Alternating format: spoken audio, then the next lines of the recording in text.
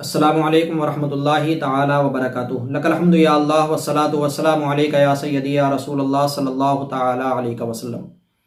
آج میں نے عظیم انصاری صاحب کے چینل پر ایک ویڈیو دیکھا، دیکھنے کے بعد بہت افسوس ہوا اور دکھ ہوا، اور مجھے خوف بھی ہوا، ڈر لگ رہا ہے کہ کہیں ایسا نہ ہو کہ کسی دن عظیم انصاری صاحب قبلہ دوسروں کو توبہ اور تجدید ایمان کراتے کراتے کسی دن ایسا نہ ہو کہ خود ہی تجدید ایمان کرنا پڑ جائے ہم کو۔ مجھے یہ خوف ہوتا ہے کیونکہ آپ کی باتیں ایسی ہیں، آپ کے جملے ایسے ہوتے ہیں، اور آپ کے حکم جو لگاتے ہیں آپ، وہ ایسے ہوتے ہیں کہ کسی دن کہیں اس کی زد میں خود نہ آ جائیں۔ میں ایسا کیوں کہہ رہا ہوں؟ میں آپ کو ویڈیو دکھاتا ہوں کہ انہوں نے سید امیر القادری صاحب پر یہ حکم لگایا کہ وہ توبہ اور تجدید ایمان کریں واجبی طور پر، یعنی توبہ اور تجدید ایمان کرنا واجب ہے ان کو، واجب، ایک احتیاطاً نہیں، سمجھے، بلکہ واجبی طور پر یہ حکم دیا ہے۔ پہلے یہ ویڈیو سنیے ان کا کہ کس طرح سے سید امیر القادری صاحب کو توبہ و تجدید ایمان کا حکم دیا ہے انہوں نے واجبی طور پر۔ پھر اس کے بعد میں یہ بھی بتاؤں گا کہ کس وجہ سے کہا ہے اور کیوں کہا ہے، اور پھر میں یہ بھی دلائل سے ثابت کروں گا کہ انہوں نے یہ جو واجبی طور پر حکم دیا ہے یہ غلط دیا ہے، یہ بھی ثابت کروں گا دلائل سے انشاءاللہ۔ تو پہلے یہ ویڈیو دیکھیے جو کہ انہوں نے اپنی ویڈیو کے اندر تقریباً 5 منٹ 23 سیکنڈ یا 22 سیکنڈ کے بعد میں انہوں نے یہ بات بولی ہے۔ پہلے ویڈیو دیکھیے ان کا کہ انہوں نے کس طرح سے تجدید ایمان کا حکم دیا ہے۔ اب اس بات کو سید امین القادری صاحب کے اوپر توبہ و تجدید ایمان واجب ہو گیا، توبہ و تجدید ایمان واجب ہو گیا۔ تو دوستو دیکھا آپ نے کہ کس طرح سے انہوں نے کہا ہے کہ سید امین القادری صاحب پر توبہ اور تجدید ایمان واجب ہو گیا، تجدید ایمان۔ تو میرے پیارے، میں یہ کہتا ہوں بار بار کہ کاش آپ تھوڑا بہت وقت مدرسے میں گزار لیں، یا گزار لیا ہوتا، اگر نہیں گزارا تو میرے پیارے مدرسے میں چلے جائیے، پڑھ لیجیے گا تھوڑا بہت، علماء اکرام کی صحبت اختیار کر لیجیے گا، کتابیں کچھ پڑھ لیجیے گا، تاکہ آپ کو کم سے کم یہ سلیقہ ہو جائے کہ لفظ کیا ہے، بولنا کس طرح سے چاہیے، اور کہاں پر کس طرح سے بولنے کی ضرورت ہوتی ہے، کہاں پر کون سا جملہ بولا جاتا ہے۔ وہ تجوید ایمان نہیں ہوتا، تجدید ایمان ہوتا۔ تجوید وہ ہوتا ہے جو قواعد، قرات کے قواعد کے ساتھ میں قرآن شریف کو پڑھنا جو ہے اس کو تجوید کہتے ہیں، وہ تجوید ہوتا ہے، اس کو تجوید کہا جاتا ہے۔ اور یہ جو ہوتا تجدید ایمان ہوتا، تجدید ایمان، تجوید نہیں ہوتا۔ یہ پہلی بات تو یہ۔ دوسری چیز یہ کہ تجدید ایمان کا جو حکم آپ نے واجبی طور پر دیا ہے کہ سید امیر القادری صاحب پر واجب ہے کہ تجدید ایمان اور توبہ کریں، یہ کس وجہ سے آپ نے، کس بیس پر، کس بنیاد پر کہا ہے؟ کیا آپ ان کو کافر مانتے ہیں یا نہیں؟ اگر کافر مانتے ہیں تب تو ٹھیک ہے آپ کا یہ تجدید ایمان کا حکم دینا، اور اگر کافر مانتے ہیں تو پھر اعلان کیجئے اور اگلا ویڈیو بنا کر کے یہ اعلان کر دیجئے گا کہ وہ کافر ہیں، سمجھے، ثابت کیجئے گا کہ وہ کافر ہیں اور انہوں نے کفر کر دیا معاذ اللہ۔ اور اگر کافر نہیں ہے، صرف گناہ گار ہیں، غلط کیا ہے انہوں نے، گناہ کبیرہ کیا ہے، تو پھر آپ نے ان کو واجبی طور پر تجدید ایمان کا حکم کیوں دے دیا؟ کیا گناہ کبیرہ کرنے والے کے لیے یہ حکم ہے کہ جو گناہ کبیرہ کر لے وہ تجدید ایمان کریں واجبی طور پر؟ اس کو تجدید ایمان کرنا واجب ہے، یہ ثابت کیجئے، کہاں لکھا ہوا ہے اس طرح سے کہ جو گناہ کبیرہ کر لے، جو نماز چھوڑ دے، سمجھے، یا کوئی بھی گناہ کبیرہ کر لے کوئی بھی، تو کیا وہ کافر ہو جاتا ہے، اس پر تجدید ایمان واجب ہو جاتا ہے؟ یہ ثابت کیجئے، سمجھے۔ اگر نہیں ثابت کریں تو پھر اس کا جواب دیجیے گا، ضرور جواب دیجیے گا، اور میری دوسری بات کا بھی جواب دیجیے گا۔ 2 سوال کروں گا اس ویڈیو میں، 2 سوال ابھی کر لیتا ہوں ورنہ میں لاسٹ میں کرتا۔ پہلا سوال تو یہ کہ سید امیر القادری صاحب قبلہ پر تجدید ایمان کیوں واجب ہے؟ کیا وہ کافر ہیں؟ اگر کافر نہیں ہیں تو آپ نے تجدید ایمان کا حکم کیوں دیا ہے؟ اور اگر کافر ہیں تو ثابت کیجیے ان کا کفر، اور اگر کافر نہیں ہے، جو انہوں نے تقریر میں بیان کیا اس کی وجہ سے اگر کفر لازم نہیں ہوتا ان پر، تو کیا گناہ کبیرہ کی وجہ سے کسی پر تجدید ایمان کا حکم ہے واجبی طور پر؟ پہلا سوال۔ دوسرا سوال یہ کہ جو آپ نے میرے اوپر الزام لگایا تھا کئی ساری ویڈیو میں نے کہا بھی ہے، اور بار بار میں آپ سے جو ہے مطالبہ کرتا رہوں گا کہ میرے سوال کا جواب ضرور چاہیے مجھے، آپ ضرور دینا۔ شاید کہ پتہ نہیں آپ کے پاس جواب نہیں ہے، جو آپ اس بات کا جواب ہی نہیں دے رہے ہیں کہ جو آپ نے مجھ پر الزام لگایا کہ میں نے معاذ اللہ رب العزت کو زمان و مکان کے ساتھ مقید کر دیا ہے۔ جواب ضرور دیجیے گا میرے پیارے۔ مجھے خوف ہوتا ہے آپ کے ایمان کا، آپ کے عقیدے کا، کہیں ایسا نہ ہو کہ آپ کسی کے بغض میں، کسی کے رد کرنے میں یہ نہیں کہتا رد مت کیجیے، رد کیجیے اگر آپ کے پاس علم ہے تو، لیکن پہلے علم حاصل کیجیے اور کتابوں کا مطالعہ کیجیے اور سمجھیے کہ کہاں کون سا لفظ بولنا چاہیے۔ جب علم ہوگا، علم کے دائرے میں، شریعت کے دائرے میں رہتے ہوئے علم کے بیس پر اگر رد کریں گے تو آپ جو ہے خود کی حفاظت کر سکیں گے. رد کرنا منع نہیں کر رہا ہوں میں، لیکن اگر بغیر علم کے اپنی جہالت سے اگر کسی کا رد کریں گے تو پھر ایک دن کہیں ایسا نہ آ جائے. مجھے خوف ہوتا ہے کہ کہیں دوسروں کو تجدید ایمان کا حکم دیتے دیتے خود تجدید ایمان نہ کرنا پڑ جائے آپ کو. میرے پیارے، اپنے آپ کو سنبھالیے. میں آپ کو مشورہ دے رہا ہوں، میں آپ کو بھائی مانتا ہوں، اور جتنا میں جانتا ہوں آپ کو، میں آپ کو یہی جانتا ہوں کہ آپ سنی سوی العقیدہ مسلمان ہیں، میرے بھائی ہیں. تو مجھے ہمدردی ہے آپ سے، اور ہر سنی سوی العقیدہ مسلمان سے ہمدردی ہے مجھے الحمدللہ، کہ ایمان و عقیدے کی حفاظت کرے ہر کوئی. تو مجھے، آپ میرے بھائی ہیں، میں اس لیے آپ سے گزارش کرتا ہوں کہ آپ جو ہے یا تو رد کرنا چھوڑ دیں، اور اگر رد کر ہی رہے ہیں تو دلائل کی روشنی میں اور شریعت کے دائرے میں رہتے ہوئے. اتنا مت نکل جائیے کسی کا رد کرنے میں کہ آپ خود کو پھندے میں جو ہے پھنسا لیں اور گڑے میں خود کو ڈال لیں، اپنا ایمان و عقیدہ برباد کرنے پہ تل جائیں. اب میں آتا ہوں اپنے ٹاپک کی طرف، مین دلائل کی طرف. جو انہوں نے کہا ہے وہ کس بیس پر کہا سید امین القادری صاحب کو؟ سید امین القادری صاحب نے زنا کے متعلق جو ہے زنا کی مذمت میں تقریر کرتے ہوئے انہوں نے کہا تھا کہ جو شخص زنا کرتا ہے تو اس کے گھر سے اس کو قیمت چکانی پڑتی ہے، قرض ہے ایک طرح سے زنا. یہ بیان کیا انہوں نے کہ قرض ہے ایک طرح سے زنا. جو زنا کرے گا تو اس کی بہن بیٹی ماں وغیرہ کو جو ہے زنا کے ذریعے قرض چکانا پڑے گا. حالانکہ میں یہ کہوں گا کہ انہوں نے یہ غلط بیان کیا، حدیث کے حوالے سے بیان کیا کہ یہ حدیث ہے، انہوں نے غلط بیان کیا. ایسی کوئی حدیث نہیں ہے. البتہ ایک میں فتاوی رضویہ شریف کے اندر ایک حدیث میں آپ کے سامنے رکھتا ہوں، آپ پڑھ سکتے ہیں. دوسرے کچھ الفاظ کے تغیر کے ساتھ میں اور دوسرے کچھ مفہوم کی حدیث ہے کہ اللہ کے نبی صلی اللہ تعالیٰ علیہ وسلم کی بارگاہ میں ایک شخص حاضر ہوا اور اس نے کہا کہ میں زنا کر لوں. تو اللہ کے نبی صلی اللہ تعالیٰ علیہ وسلم نے اس کے اپنے قریب بلایا. اس وقت میں صحابہ اکرام اس کو مارنے کے لیے بھی تن رہے تھے، لیکن صحابہ اکرام کو اللہ کے نبی صلی اللہ تعالیٰ علیہ وسلم نے روکا اور اس شخص کو اپنے قریب بلایا. قریب بلانے کے بعد میں اس سے اللہ کے نبی صلی اللہ تعالیٰ علیہ وسلم نے ارشاد فرمایا کہ یہ بتاؤ، اگر کوئی شخص تمہاری ماں سے زنا کرے تو تم پسند کرو گے، تمہاری بہن سے زنا کرو گے تو تم پسند کرو گے، تمہاری بیٹی سے زنا کرے تو تم پسند کرو گے. ان الفاظ کی، اس مفہوم کی حدیث ہے، سمجھے. لیکن جو مقررین حضرات بیان کرتے ہیں کہ زنا ایک قرض ہے اور اس کی بہن بیٹی ماں وغیرہ چکائے گی، تو اس طرح کی ان الفاظ کی، اس مفہوم کی کوئی بھی حدیث نہیں ہے کہیں بھی بلا شبہ.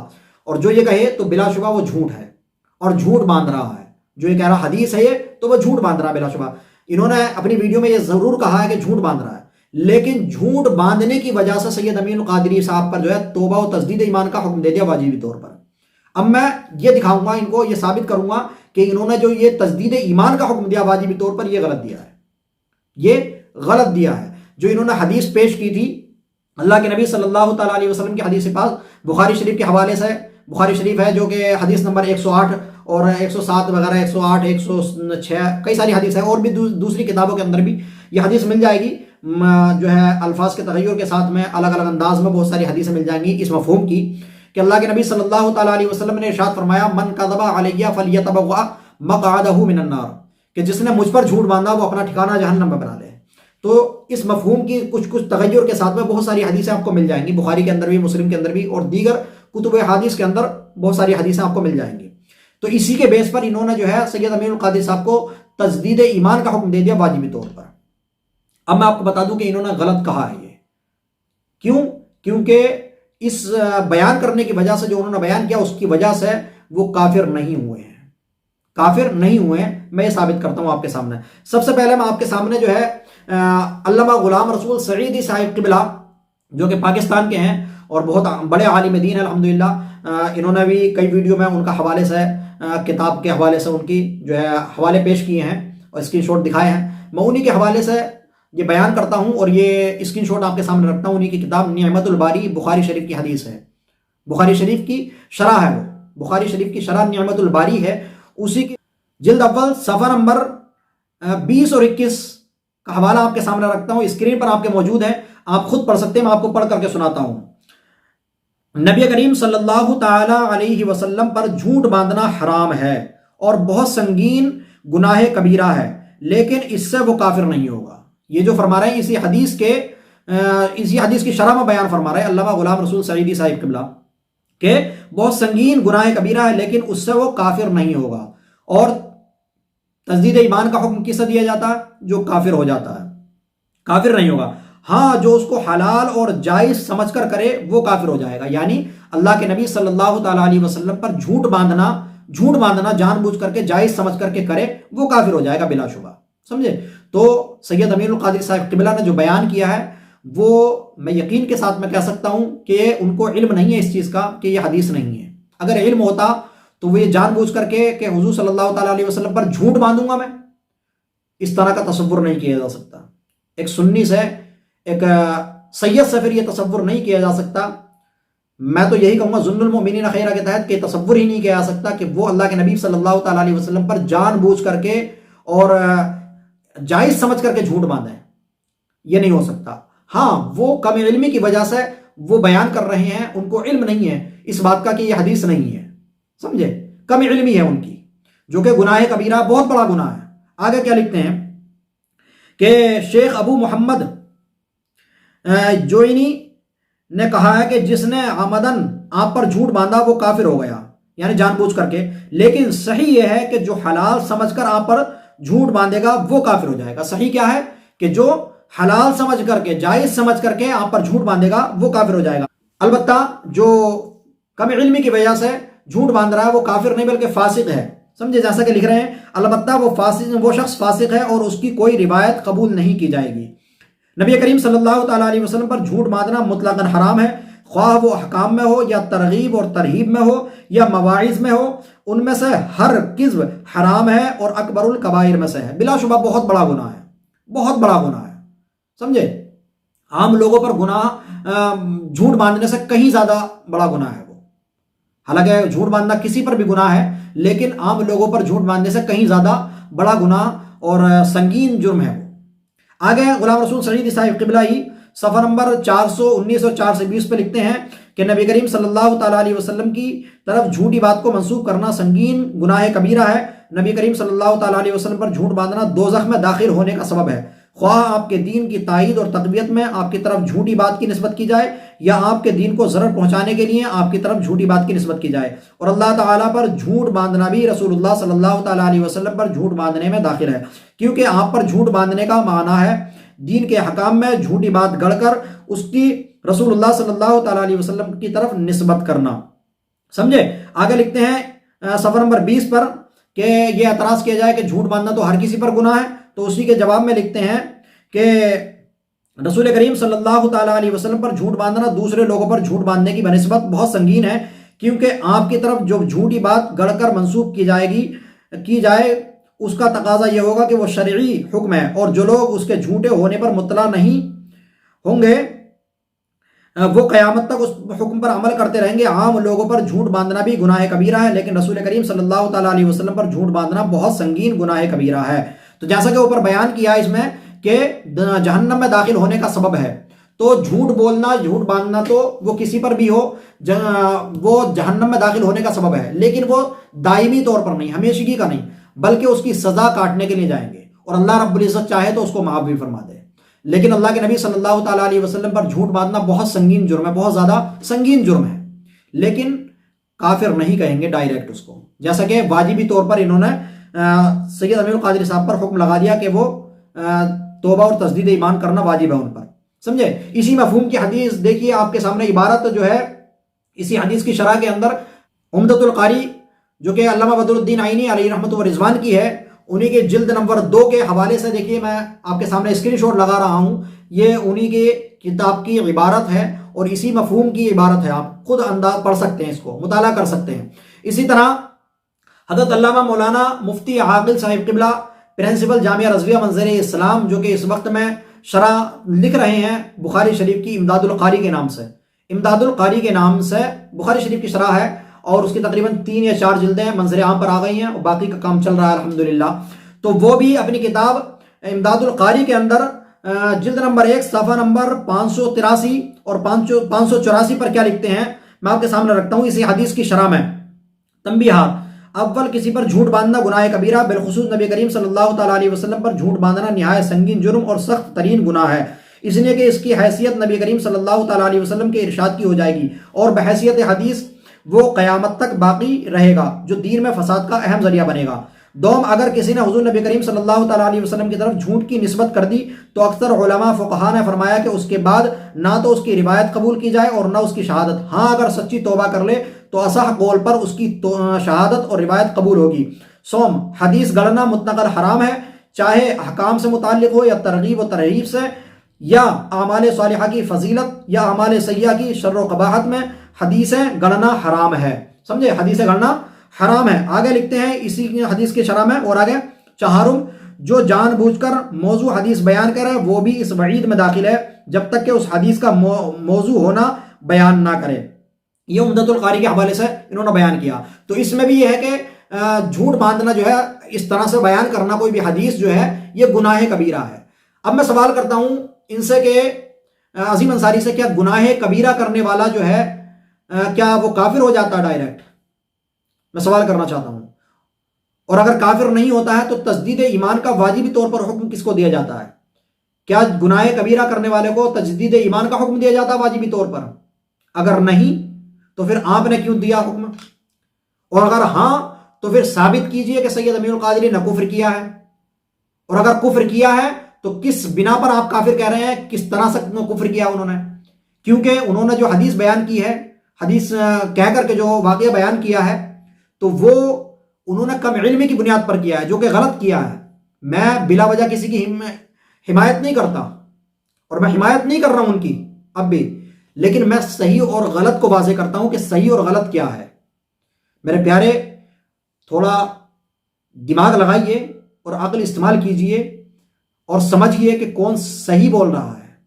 کسی کے پھندے میں اس طرح مت پھنسیے اور اس کے پھندے میں پھنس کر کے جو اس کی باتوں میں آ کر کے اپنے ایمان و عقیدے کو برباد مت کیجیے۔ بلا شبہ دیکھیے، ہمارا ذاتی معاملہ یا ذاتی رنجش یا ذاتی طور پر ہم کسی کے بھی مخالف ہو سکتے ہیں دنیا کے اندر، کوئی بھی ہو سکتا وہ، لیکن اس ذات کو جو ہے نا، آپ شریعت کے معاملے میں، شریعت کے اعتبار سے جو ہے بلا وجہ اس پر، اس کی ذات پر حملہ مت کیجیے، سمجھے؟ یا کسی کی ذاتی رنجش کی وجہ سے جو ہے اس کو شرعی طور پر جو ہے اس کو غلط سلط کہنا، یہ کہیں تک درست نہیں ہے۔ ہاں، اگر شرعی کوئی کمی ہے، بلا شبہ آپ نے جو بیان کیا ہے کہ انہوں نے جو بیان کیا وہ حدیث بیان کی کہ حدیث ہے یہ، وہ جھوٹ بولا انہوں نے، حدیث کوئی نہیں ہے، اس مفہوم کی کوئی بھی حدیث نہیں ہے بلا شبہ، لیکن کیا اس کی وجہ سے ان پر تجدید ایمان واجب ہے؟ نہیں میرے پیارے، تجدید ایمان واجب نہیں ہے۔ البتہ انہوں نے گناہ کبیرہ کیا ہے، اور گناہ کبیرہ کرنے والا جو ہے وہ فاسق ہوتا ہے، تو فسق کا حکم دے سکتے ہیں، ان کو توبہ کا حکم دے سکتے ہیں، لیکن تجدید ایمان، اور پھر وہ بھی واجبی طور پر، ایک احتیاطی ہوتا کہ احتیاطاً چلو کہہ دیا، لیکن واجبی طور پر کہ واجب ہے ان پر تجدید ایمان کرنا، یہ تو اس شخص کو کہا جاتا ہے جس نے کفر کر دیا ہو۔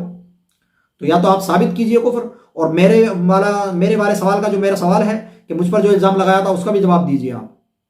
مجھے نہیں لگتا کہ آپ کے پاس کوئی جواب ہو، نہ اس بات کا جواب ہوگا۔ آپ اگلی ویڈیو میں اس کی ضرور وضاحت کریں اور مجھے اس بات کا جواب دیں کہ سید امین القادری نے کفر کیا ہے یا نہیں۔ اگر نہیں کیا ہے تو آپ نے واجبی طور پر حکم کیوں دیا ان کو توبہ و تجدید ایمان کا؟ اور اگر واجبی طور پر تجدید ایمان کا حکم دیا ہے تو کیا گناہ کبیرہ کرنے والے پر تجدید ایمان لازم ہے، واجب ہے؟ یہ ضرور واضح کیجیے گا اور ثابت کیجیے گا، ورنہ میں تمام لوگوں سے کہتا ہوں، گزارش کرتا ہوں کہ پلیز برائے کرم اپنے ایمان و عقیدے کی حفاظت کیجیے، ایسے لوگوں کے فندے میں پھنسیے، ایسے لوگوں کی باتیں مت سنیے، ورنہ کہیں ایسا نہ ہو کہ خود تو جائیں گے ہی، ساتھ میں آپ کو بھی نہ لے جائیں۔ لہٰذا اپنے ایمان و عقیدے کی حفاظت کیجیے، اپنے آپ کو بچا کر کے رکھیے۔ ملتے ہیں اگلی ویڈیو میں، خدا حافظ، السلام علیکم ورحمۃ اللہ تعالی وبرکاتہ۔